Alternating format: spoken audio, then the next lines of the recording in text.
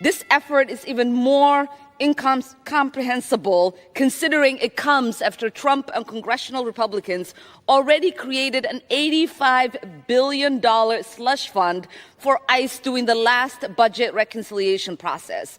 In my district, ICE has used the money to terrorize Minnesotans, particularly our Black and Brown communities, through Operation Metro Surge. We watched in horror as ICE agents murdered our neighbors, Renee Good and Alex Brady, in broad daylight. We witnessed our neighbors being snatched off the street, pulled from their homes and cars without a warrant. We saw dozens of children ripped away from their families, friends, and schools, shipped to detention centers out of state. Our communities are still recovering from that devastation caused by the federal occupation and the blatant trampling of the rights we as Americans hold dear. We cannot send this rogue and unaccountable agency another cent. Welcome. What you're about to watch is a Republican congressman standing up in the halls of Congress and saying what millions of Americans have been screaming from their living rooms for years. Jod Arrington walked onto that floor and torched every single excuse the left has used to keep our borders wide open and our agents defenseless.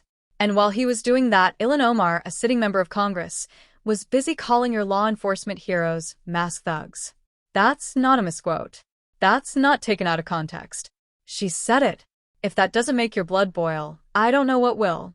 Hit that like button right now, subscribe, and do not go anywhere, because what I'm about to break down after this clip is going to leave you absolutely furious and fired up at the same time.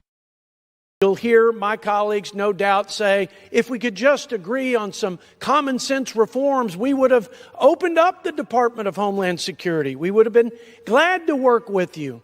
But let's think about these quote unquote common sense reforms. To require this administration to get a judicial warrant to expel criminal aliens from our country. There is not a Democrat or Republican former commander-in-chief that would ever find that acceptable.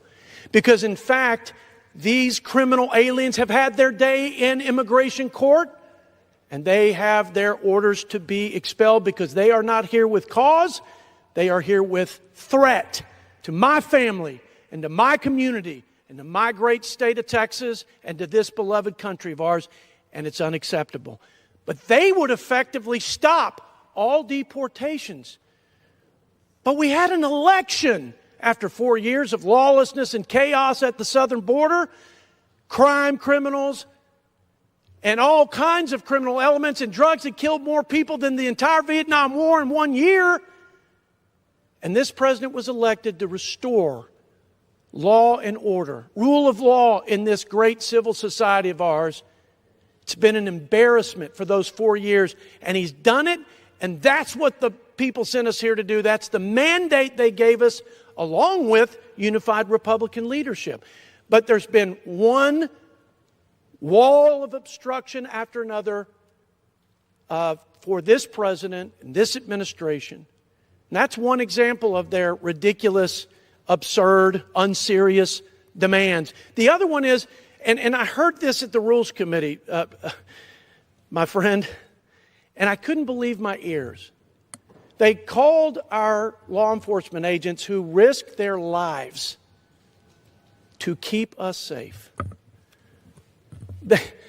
Their families pray and wait for their mom or dad to come home, wondering if something goes wrong and the bad guys win that day and they never see their family member again.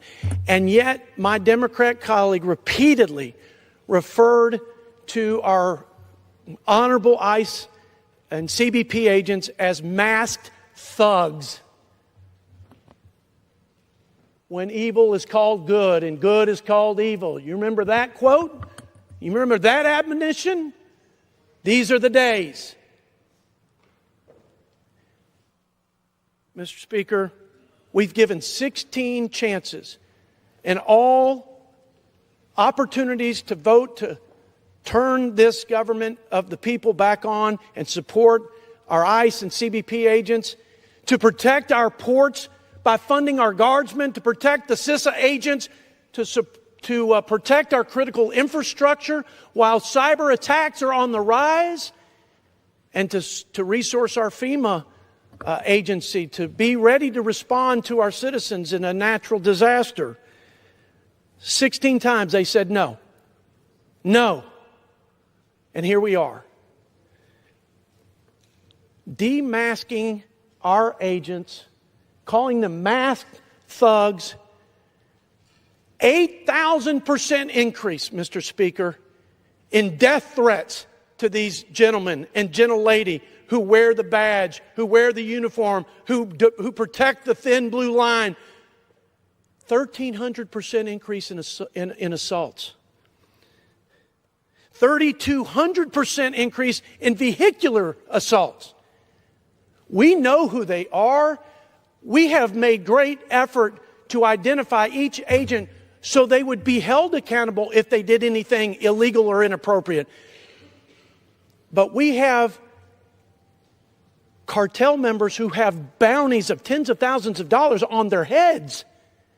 And we have masked, leftist, radical, violent folks who are assaulting them in the streets while they're trying to do their dangerous job.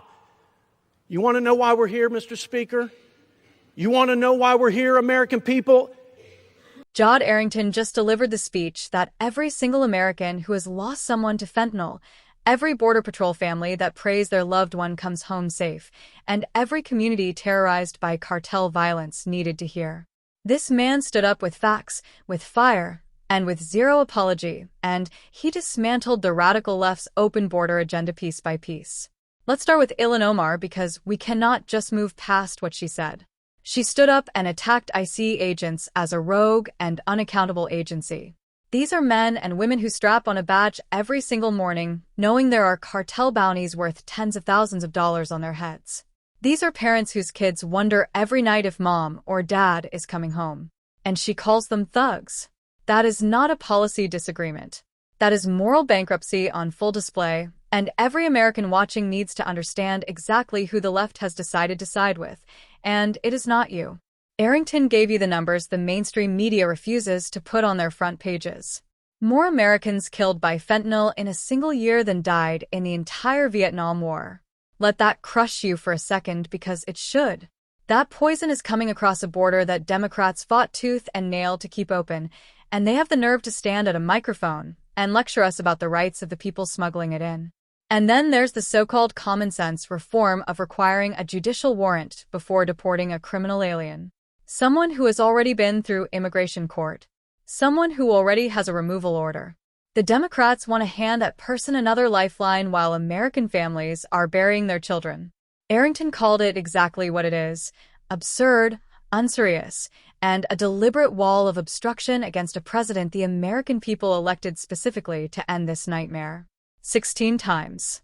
16 times Democrats voted no on funding that would protect our agents, secure our ports, guard our infrastructure, and keep FEMA ready for disaster response. 16 times they chose the radical position over the safety of the American people. And assault on ICE agents is up 1,300%. Vehicular attacks up 3,200%. These are not statistics. These are human beings being hunted in the streets while leftist politicians cheer from the sidelines. Arrington spoke for the America that is fed up, grieving, and refusing to be gaslit anymore. That is what real leadership looks like.